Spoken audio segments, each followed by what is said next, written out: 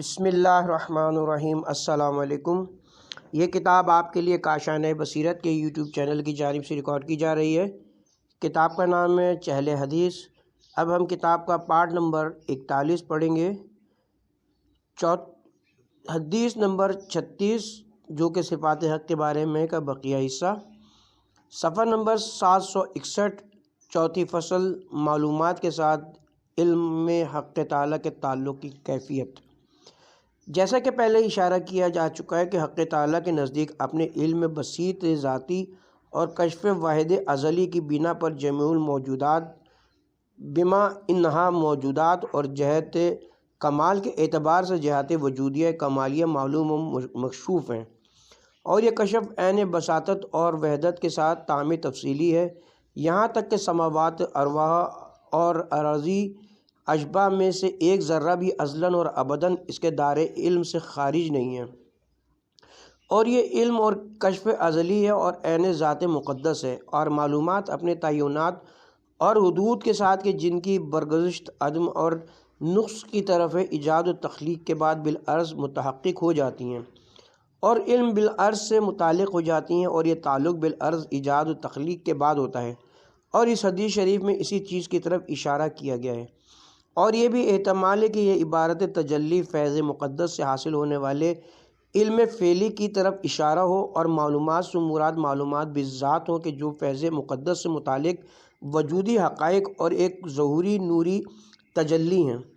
پس پہلے احتمال کی بنا پر عبارت یوں ہوگی، اور دوسرے دونوں تعبیروں کے لحاظ سے فیض مقدس کے سبب سے ہونے والی تجلی زمانی تغیرات اور تبدیلیوں کے زیر اثر نہیں ہے، اور حق تعالیٰ کی ایجاد و تخلیق تغیر و تبدل بلکہ تعین و تحدید سے بھی مبرہ و منزہ ہے۔ چنانچہ علم ذاتی بسیط میں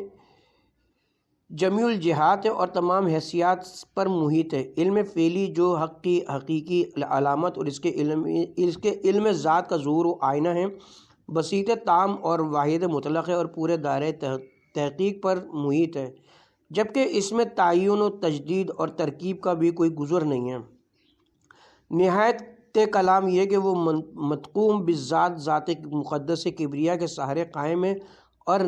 نفس ارتباط محض ہے، اسی لیے کبریاء حق کی ذات میں فانی اور ذوالجلال کے سامنے سراپا حضور ہے، اور اسی حوالے سے اسے علم حق قرار دیا جاتا ہے۔ چنانچہ علم عقل میں نفس ناطقہ کا حقائق علمی کی تخلیق، لوح خیال میں مثل خیالی کا ایجاد کرنا، علم فعلی یہ نفس ہے اور اس کی ذات میں فانی۔ فلاسفہ کے بقول حق تعالیٰ سے لوح نفس الامر کی نسبت ایسی ہی ہے جیسے نفس کے ساتھ علمی سور کی نسبت احد اسی احاطے وسعت و بساطت اور نفوذ کی بنا پر کہا گیا ہے کہ حق تعالیٰ علم حکمہ کے اعتبار سے جزیات کا عالم ہے، یعنی معلوم میں جزیت، محاطیت اور محدودیت علم کو محدود کرنے کا سبب نہیں بنتی۔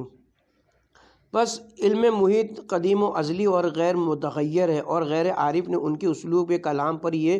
گمان کیا کہ انہوں نے جزیات کے علم کی نفی کی ہے، اور کلیت و جزیت کو اہل منطق و لغت کے درمیان عام طور سے مروج معنی میں لیا ہے،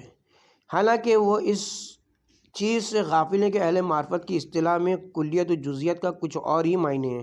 اسی طرح اہل نظر نے بھی بعض جگہ پر انہی کی اتباع کی ہے، بلکہ در حقیقت یہ معنی علم واجب الوجود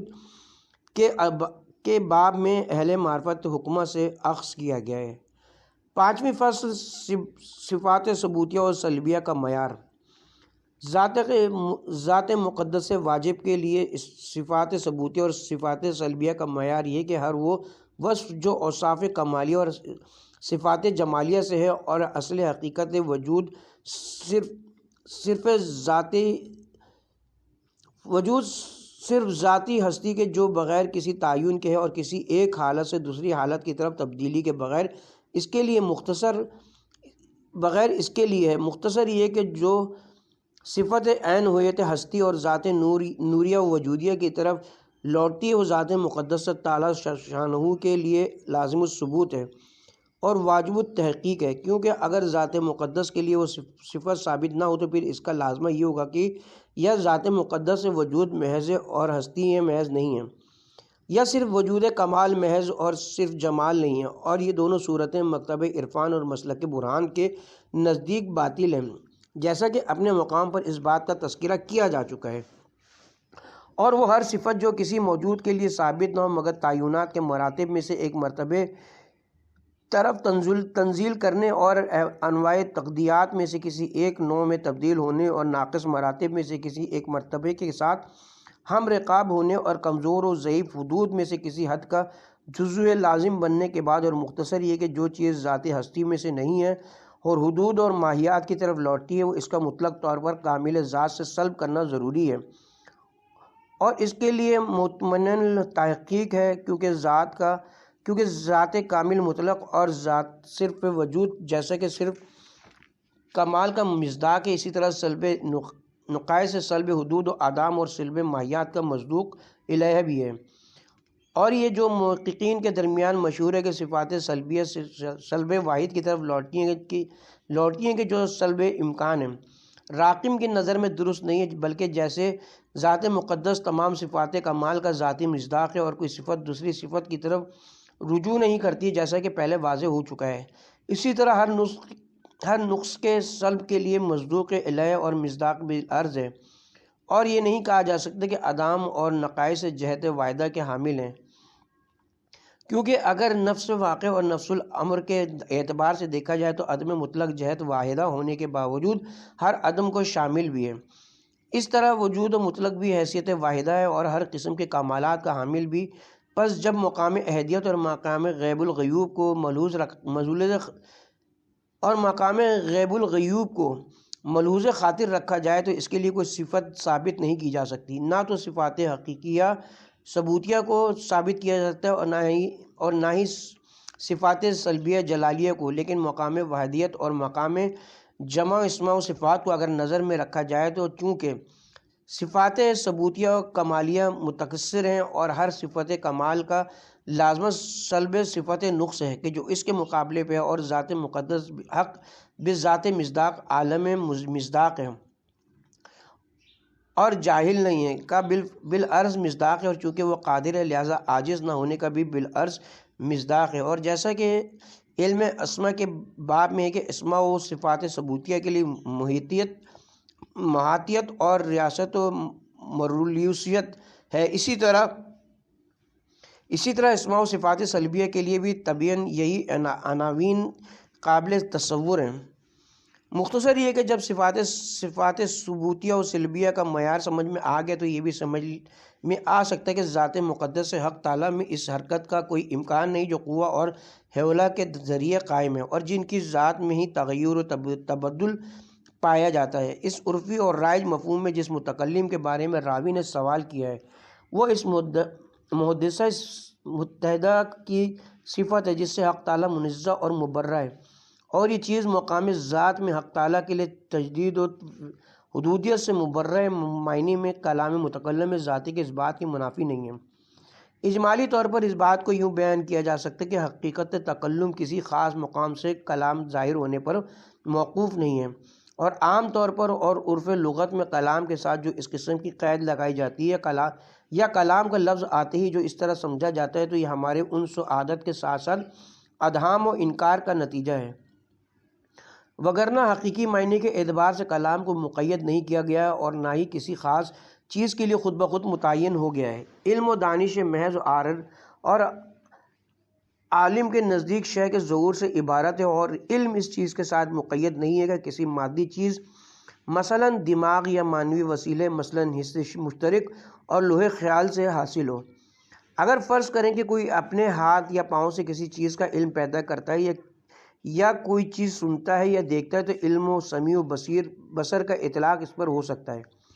اسی طرح اگر کوئی عالم خواب میں کچھ دیکھتا ہے، سنتا ہے، گفتگو کرتا ہے اور احساس کرتا ہے تو ان تمام معانی کا اطلاق حقیقتاً اس پر ہوتا ہے، اگرچہ ان محسوس اور مخصوص آلات و وسائل میں سے کسی نے کام نہیں کیا ہے۔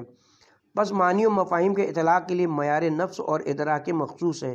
اور حقیقت تکلم کسی مخصوص عضو کو کام میں لائے بغیر مافی الضمیر کا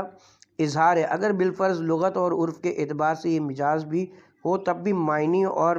حقائق میں اس طرح کی قیود نہیں ہے، اور عقل کے اعتبار سے یہ معنی اس پر صادق آتے ہیں، اور ہمیں اسماء و صفات کے بارے ہمیں اسماء و صفات کے باب میں لغوی بحث سے کوئی سروکار نہیں، کیونکہ مقصود نفس حقائق کا اثبات ہے، اگرچہ لغت اور عرف اس کا ساتھ نہ بھی دیتے ہوں۔ بس اب ہم کہہ سکتے ہیں کہ حقیقت کلام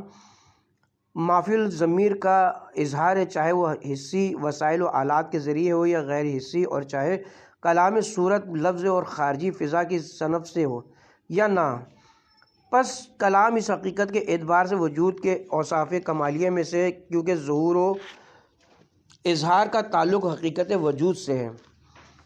اور حقیقت وجود کی طرف ہے، اور وجود جس قدر کمال و قوت کی طرف لے جاتا ہے، اس کا ظہور و اظہار بھی اتنا ہی زیادہ ہوتا ہے، یہاں تک کہ وہ افق اعلیٰ اور مقام واجب تک پہنچ جائے، جو نور الانوار اور نور علی نور اور ظہور علی ظہور ہے،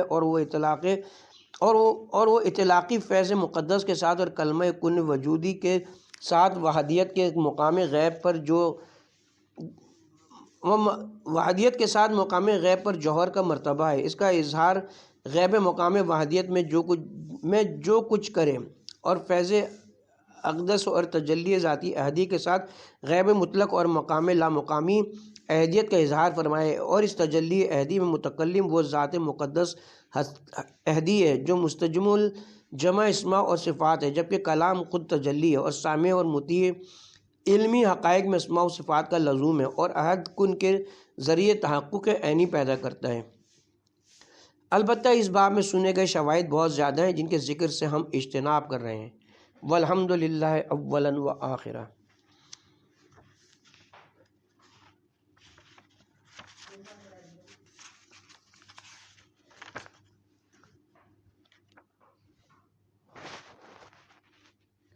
فہرست مطالب حدیث نمبر 37،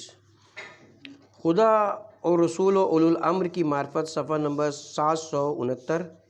علم و عرفان کا فرق، صفحہ نمبر 770۔ انسان کے معراج روحانی کی بحث، صفحہ نمبر 770۔ آدم پر شیطان کے مسلط ہونے کی اجازت کا سبب، صفحہ نمبر 771۔ پہلی فصل عرف اللہ و باللہ کا مطلب، صفحہ نمبر 771۔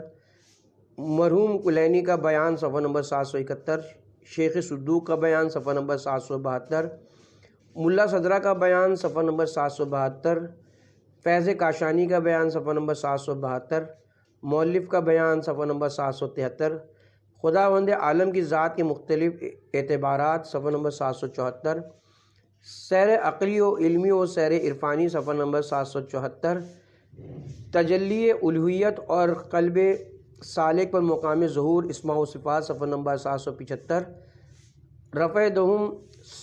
احادیث معارف کا سادہ اور عرفی معنی پر حمل کرنا غلط ہے، صفحہ نمبر 776۔ کلام ائمہ کی جامعیت، صفحہ نمبر 777۔ 37ویں حدیث، صفحہ نمبر 769۔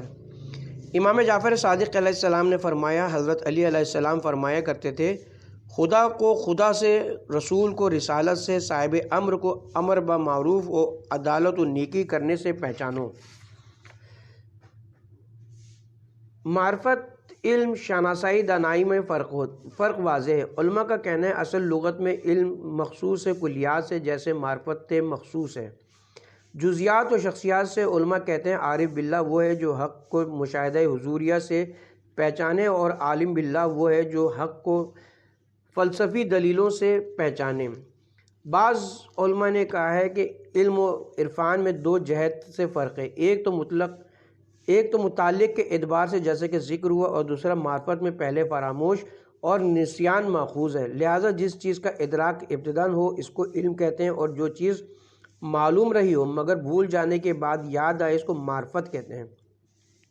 اور عارف کو اسی لیے عارف کہتے ہیں کہ وہ اقوام سالفہ اور نشاط سابقہ پر برکون ملکی اور اپنے نشہ طبعی کا متذکر ہوتا ہے، اور اہل سلوک تو تذکر عالم زر تک کے مدعی ہیں، اور وہ کہتے ہیں کہ اگر حجاب طبیعت جو اس غفلت و نسیان کا موجب ہے، اور اگر سالک کی آنکھوں کے سامنے سے اٹھا لیا جائے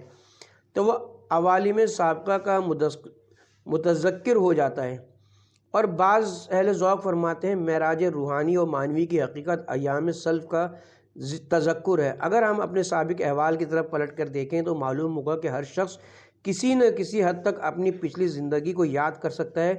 بعض 7 سال کی عمر تک کے حالات اور بعض 5 سال یا 3 سال کی عمر کے واقعات یاد رکھتے ہیں۔ اس سے کم کے حالات کا یاد ہونا نادر ہے۔ ہاں، شیخ الرئیس سے نقل کیا جاتا ہے کہ وہ کہتے تھے کہ میں اپنے اول زمانے ولادت کو جانتا ہوں اور اس سے پہلے کے حالات بھی یاد کر سکتا ہوں، مثلا جب وہ رحم مادر یا پشت پدر میں تھے۔ اس طرح ملک میں جتنے حالات ہوئے ان کو یاد کیا جا سکتا ہے۔ اسی طرح پیچھے مڑتے مڑتے اقوام عالم سے ملکوت اعلیٰ اور جبروت سے جبروت اعلیٰ تک کے حالات یاد رکھے جا سکتے ہیں،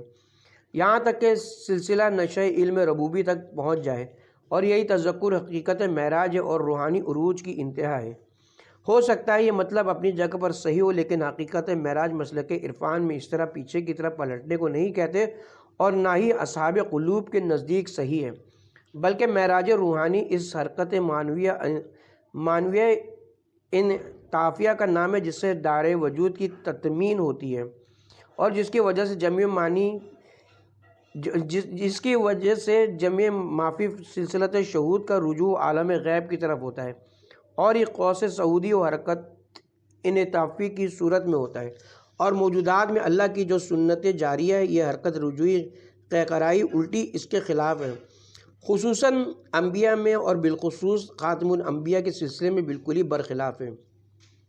سلوک کا یہ طریقہ ملائکہ کے اس صنف کی مجذوبیت کے مشابہ ہے جن کو ذات کبریہ کے بارے میں مہیمہ میں مطہرہ کہا جاتا ہے، جو بالکل کثرات سے غفلت رکھتے ہیں اور جن کو یہ بھی معلوم نہیں کہ آدم و آدمی خلق ہوئے ہیں یا نہیں۔ شیخ عارف کامل شاہ آبادی فرماتے تھے کہ حضرت آدم کی روحی حالت یہ تھی کہ اپنے ملک کی طرف توجہ نہیں رکھتے تھے اور مجذوب عالم غیب و مقام قدسی تھے، اور یہ حرکت آدم کو مقام آدمیت سے سلب کر دیتی تھی۔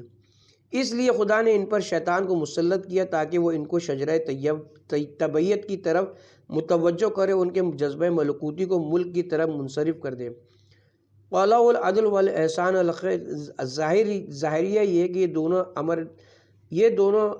امر بالمعروف پر عطف ہیں، یعنی عرفہم بالا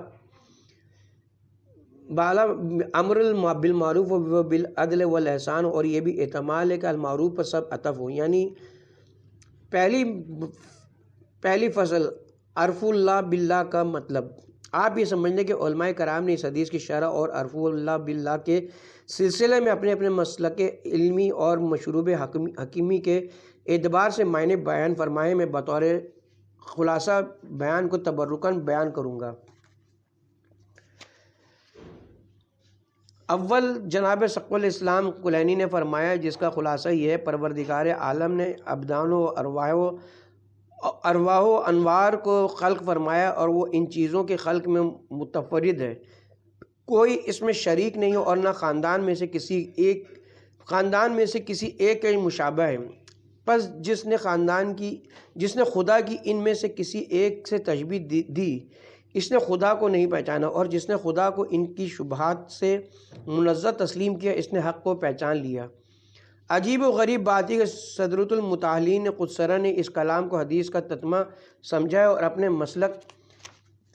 کے مطابق طولانی توجیہات پیش فرمائی ہیں۔ دو شیخ صدوق کا بیان ہے جس کا حاصل یہ ہے کہ ہم خدا کی معرفت خدا سے کریں۔ اس کا مطلب یہ کہ اگر ہم خدا کو اپنی عقلوں سے پہچانیں تو خدا کو خدا سے پہچاننا، کیونکہ خدائی نے ہم کو یہ عقول حبہ فرمائی ہیں، اور اگر خدا کو انبیاء کے ذریعے پہچاننا جب بھی خدا ہی کے ذریعے پہچانا، کیونکہ خدا نے ان حضرات کو معبوس کیا اور حجت قرار دیا ہے، اور اگر اپنے نفوس سے پہچانے جب بھی خدائی کے ذریعے خدا کو پہچانا، کیونکہ نفوس کا خالق خدا ہے۔ سوم یہ وہ جواب ہے جس کی طرف جناب ملا صدرہ نے اشارہ فرمایا ہے، اور وہ یہ ہے کہ معرفت کے دو طریقے ہیں۔ نمبر 1 مشاہدہ و صریح عرفان ہے، نمبر 2 تنزیہ و تقدیس ہے، اور چونکہ پہلا طریقہ سوائے انبیاء اور کامل ترین بندوں کے کسی کے لیے ممکن نہیں ہے، اسی لیے حدیث میں دوسرے طریقے کا ذکر کیا گیا ہے۔ ملا صدرہ کی یہ تفسیر اس بات پر مبنی ہے کہ شیخ کلینی کے کلام کو حدیث کا جز اور تفسیر امام صادق کو کلام حضرت علی سمجھا ہے۔ چہارم جناب ملا فیض کاشانی کی تفسیر ہے۔ ان کے کلام کا محاصل یہ کہ ہر موجود کے لیے ایک ماہیت اور وجود ہے۔ ماہیت کا مطلب کسی بھی شے کی نفسی تعینات اور اس کی وجہ ذاتی ہے، اور وجود کا مطلب از جہت یل العربی ہے، جس کے ذریعے قوام ذات و ظہور اثار و حول و قوت شے۔ پس اگر کوئی ماہیت کو دیکھ کر اور اشیاء کے جہات تعینات کو دیکھ کر، اشیاء کے امکان و احتیاج الی الحق کو دیکھ خدا کو پہچانتا ہے تو اس نے خدا کو اشیاء سے پہچانا، نہ کہ حق سے پہچانا۔ اس کے علاوہ یہ علم فطرت فطری ہے، نہ کہ کسبی، اور حدیث میں جس علم کے لیے کہا گیا ہے وہ کسبی ہے۔ لیکن اگر کوئی حق کو جہات وجودیہ سے پہچانے جو وجیہ اللہ اور جہات اللہ ہے، اور جن کی طرف اشارہ کیا گیا ہے، تو اس کے حق کو حق سے پہچاننا۔ پنجم یہ وہ احتمال ہے جو مؤلف کی نظر میں ہے، مگر یہ ایک ایسے مقدمے کے بعد واضح ہوگا جو علم اسماء و صفات میں طے شدہ ہے، اور وہی ہے کہ خداوند عالم کے لیے کچھ اعتبارات ہیں اور ہر اعتبار کے لیے ایک اصطلاح معین ہے۔ مثلا ایک اعتبار ذات من حیث ہی ہے جو اس اعتبار ذات کے لحاظ سے مجہول مطلق ہے، نہ اس کے لیے کوئی اسم ہے نہ رسم جس سے اس کو پہچانا جا سکے۔ دست امید عرفہ اور آرزو اصحاب قلوب اور اولیاء اس سے کوتا ہیں، اور ارباب معرفت کی زبان میں کبھی اس کو عنقائے مغرب کہتے ہیں اور اما یا امی سے تعبیر کرتے ہیں۔ چنانچہ روایت ہے کہ رسول خدا سے پوچھا گیا مخلوق کو پیدا کرنے سے پہلے آپ کا خدا کہاں تھا، اور کبھی اس کی تعبیر غیب الغیوب اور غیب مطلق وغیرہ سے بھی ہوئی ہے، اگرچہ حقیقت یہ ہے کہ تمام تعبیرات اس سے کوتا ہیں، اور عنقایہ امایہ دیگر تعبیرات حسب ذوق عرفانی ایک قسم کے برہان سے مطابق ہیں جو اس مقام سے مربوط نہیں ہیں۔ دوسرا اعتبار ذات ہے جو مقام تعین غیبی اور عدم ظہور مطلق کے ساتھ، اور اسی مقام کو احدیت کہتے ہیں، اور وہ تعبیرات زیادہ تر اسی مقام سے مناسبت رکھتی ہیں۔ اصطلاح علماء کے اعتبار سے اسی جگہ پر اسماء ذاتیہ کا اطلاق ہوتا ہے، جیسے باطن مطلق و اول مطلق و علی العظیم وغیرہ۔ چنانچہ کافی کی روایت سے پتہ چلتا ہے کہ خداوند عالم نے اپنے لیے سب سے پہلا نام جو اختیار کیا وہ علی اور عظیم ہے۔ ایک اور اعتبار ذات ہے جو حسب مقام وحدیت و جمع و اسمات صفات ہے، اور اس مقام کی تعبیر مقام وحدیت اور مقام احدیت جمع اسماء و جمیع الجمع سے کی جاتی ہے، اور اس مقام کو حسب اعتبار احدیت جمع مقام اسم اعظم اور اسم جامع اللہ کہتے ہیں۔ اور ایک اعتبار ذات ہے بحسب مرتبہ تجلی بفیض مقدس و مقام ظہور اور اسماء و صفاتی در مرائی اعنائی، جیسے کہ مقام وحدیت بتجلی فیض اقدس ہے، اور اس مقام ظہور اسماعی کو مقام ظہور اطلاقی اور مقام اولویت اور مقام اللہ بھی کہتے ہیں۔ یہ ان اعتبارات کی وجہ سے جو اسماء و صفات میں مقرر ہیں،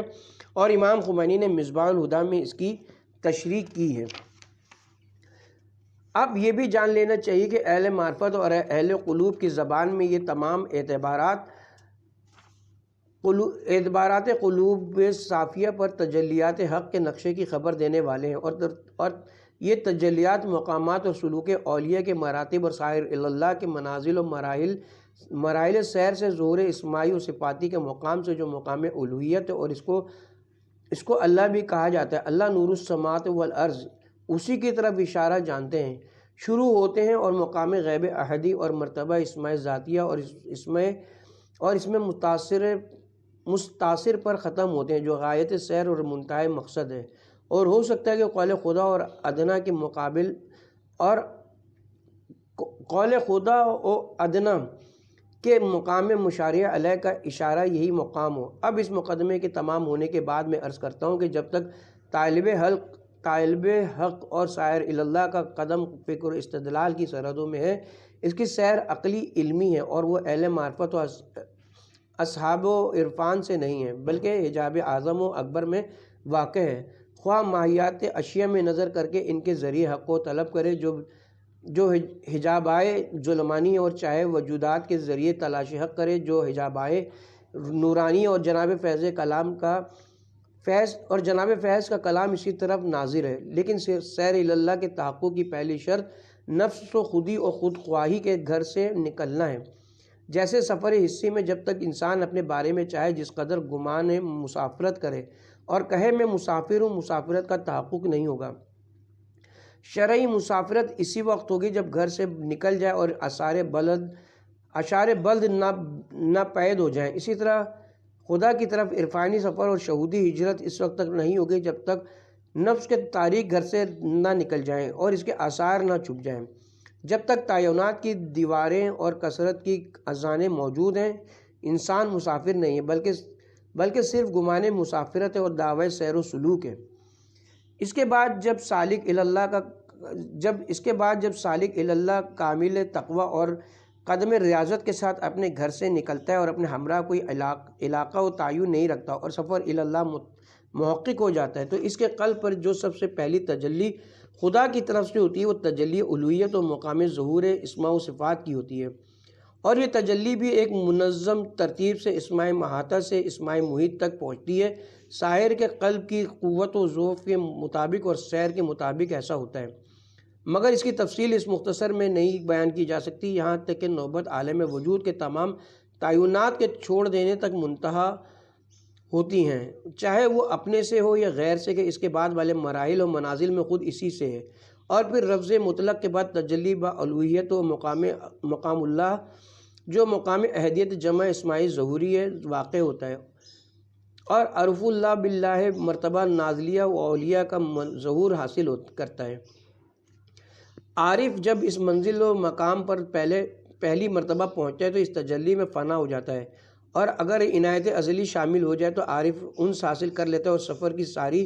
وحشت اور تمام تاب دور ہو جاتا ہے اور وہ اپنے ہوش میں آ جاتا ہے، اور اسی مقلم پر قناعت نہیں کرتا اور قدم عشق سے سیر کی ابتدا کرتا ہے۔ البتہ اس عشقی سفر میں حقی ابتدا و انتہائی سفر ہوتا ہے، اور وہ اصل سفر ہوتا ہے، اور مسافر انوار تجلیات میں قدم زن ہوتا ہے اور تقدم کی آواز سنتا ہے، یہاں تک کہ مقام وحدیت میں اسماء و صفات اس کے قلب پر منظم ترتیب سے تجلی کرتے ہیں، یہاں تک کہ مقام احدیت جمعی اور مقام اسم اعظم میں ظہور پیدا کرتے ہیں کہ وہی اسم اللہ ہے، اور اسی جگہ عرف اللہ باللہ مقام عالی پر تحقق پیدا کرتا ہے۔ اس کے بعد بھی ایک اور مقام ہے جو سر دست ہمارے مقصد سے خارج ہے، اسی ترتیب سے جو ذکر کی گئی ہے، رسول کو رسالت سے اور اولی الامر کو امر بالمعروف اور عدل و احسان سے پہچاننے کی عرفانی ترتیب ایک امر بدیع ہے جو مقام رسالت و ولایت تفصیل پر موجود ہے، مگر وہ اس کتاب کے موضوع سے خارج ہے۔ البتہ رسالہ سابق الذکر اس کے بیان کا متکفل ہے۔ وہم اور اس کا دفع: معارف کے سلسلے میں وارد ہونے والی حدیثیں اپنے معنی عامہ پر حمل نہیں کی جا سکتی۔ یہ گمان نہ ہو کہ اس حدیث کے بیانات سے ہمارا مقصد مفاد حدیث کو مسلک اہل عرفان کی طرف اسی پر محدود کرتا ہے تاکہ تفسیر بالرائے رجم بالغیب میں شامل ہو جائے۔ ہمارا مقصد یہ ہے کہ عام طور سے معرفت کے بارے میں جو احادیث وارد ہوئی ہیں ان کے بارے میں یہ طے کر لینا کہ ان سے صرف عرفی معنی مراد ہیں۔ یہ غلط ہے، کیونکہ جو شخص بھی ائمہ معصومین کے اسلوب کلام کا عارف ہے وہ جانتا ہے کہ عقائد و معارف میں وارد ہونے والی حدیثوں کا مطلب مفہوم عرف کے مطابق نہیں ہوتا، بلکہ ائمہ نے اپنی حدیثوں میں دقیق ترین فلسفی معنی و مطالب کا سمو دیا ہے۔ ہر وہ شخص ہماری بات کی تصدیق کرے گا جو اصول کافی توحید صدوق کا مطالعہ کیے ہوگا، اور یہ مطلب مراد لینے سے اس میں کوئی منافات نہیں ہے۔ ائمہ علیہم السلام اہل معرفت اور علماء باللہ اپنے کلام کو اس جامع طریقے سے ادا کریں گے کہ ہر گروہ اپنے مسلک کے حساب سے اس سے استفادہ کرے، اور نہ کسی کو یہ حق ہے کہ مفہوم حدیث کو اسی مطلب میں منحصر کر دے جس کو وہ سمجھا ہے۔ مثلاً یہی حدیث جو مورود بحث ہے اس کے ظہور فقط اور استظہار عرف کے اعتبار سے ایک عرفی معنی مراد لیے جائیں کہ عرف اللہ باللہ کا مطلب یہ ہے کہ خدا کو اس کی صفت اور متقن و محکم اثار کے ذریعے پہچانا جائے، اور اولی الامر کو ان کے کیفیت اعمال کے ذریعے جیسے امر بالمعروف و عدالت کے ذریعے پہچانا جائے، رسول کو ان کی رسالت کے ذریعے پہچانا جائے، یعنی ہر ایک کو اس کے اثار سے پہچانا جائے۔ تو یہ معنی اس بات کے منافی نہیں کہ اس حدیث کا ایک دوسرا مطلب بھی ہو جو اس سے لطیف تر ہو، وہ بمنزلہ بطن کہ ہو، بلکہ یہ بھی ممکن ہے کہ اس سے بھی زیادہ کوئی لطیف تر معنی ہو جو بطن ہو۔ مختصر یہ کہ اولیاء کے کلام کا قیاس اپنے کلام پر نہ کرو، کیونکہ یہ ایسے ہی غلط اور باطل ہے جس طرح ان کا قیاس اپنے اوپر کرنا باطل و غلط ہے۔ اس اجمال کی تفصیل اور اس نقطے کی شرح اس وقت ہم نہیں کر سکتے۔ یہاں پر ایک عجیب و غریب بات بعض حضرات نے بطور دان و اشکال کہی ہے کہ ائمہ ہدیٰ کا ہر کلام لوگوں کی ہدایت و ارشاد کے لیے ہوتا ہے، اس لیے اس کا فہم عرف کے مطابق ہونا ضروری ہے۔ دقیق و فلسفی یا عرفانی معنی کا ان کی طرف سے صدور ناممکن ہے۔ یہ بہت بڑا افتراء ہے اور بہت بڑی تہمت ہے، جس کی وجہ اخبار اہل بیت میں تدبر نہ کرنا اور ان کا تلاش نہ کرنا ہے۔ بعض دیگر امور بھی اسی کا سبب بنے ہیں۔ بڑے تعجب کی بات ہے، اگر توحید اور معارف کی دقیق باتوں کو انبیاء و اولیاء نہیں بتائیں گے تو پھر کون تسلیم دے گا؟ کیا توحید اور دوسرے معارف دقیق چیزوں پر مشتمل نہیں ہیں؟ کیا تمام لوگوں کی معرفت یکساں ہے؟ کیا ہماری اور امیر المومنین کی معرفت ایک ہے؟ دونوں کی معرفت وہی عامیانہ ہے یا دونوں میں فرق ہے؟ کیا معرفت کی تعلیم لازم نہیں ہے؟ کیا معرفت بہت ہی آسان ہے، اس میں رجحان بھی نہیں ہے اور ائمہ نے اس کی کبھی کوئی اہمیت نہیں دی؟ جو حضرات خواب، خوراک، بیت الخلاء کے مستحب آداب تک کو ترک نہ کریں، بیان کر دیں وہ معرفت الہی جو اولیاء کا انتہائی مقصد ہے، اس کو ترک کر دیں گے۔ اس سے بھی زیادہ تعجب اس پر ہے کہ بعض یہی افراد جو ان معنی کے منکر ہیں، وہی فقہ میں جس کا سمجھنا عرف پر موقوف ہے، ایسے مباحث تشکیل دیتے ہیں جس کے سمجھنے سے عرف کی کیا حیثیت ہے عقل عاجز ہو جاتی ہے، اور کہتے ہیں یہ تو عرف کا ارتقاضی مسئلہ ہے۔ اگر آپ کو یقین نہ ہو تو اور اس قسم کے دیگر قواعد کلیہ کی طرف خصوصاً معاملات میں رجوع فرمائیں۔ بہرحال مطلب ہاتھ سے نکل گیا، قلم اپنی حد سے آگے بڑھ گیا۔ صاحب کتاب خدا کو گواہ کر کے کہتا ہے کہ میرا مقصد اس کے علاوہ کچھ نہیں کہ اپنے برادران ایمانی کو معرفت الہی سے آشنا کراؤں۔ والحمدللہ اولاً و آخراً۔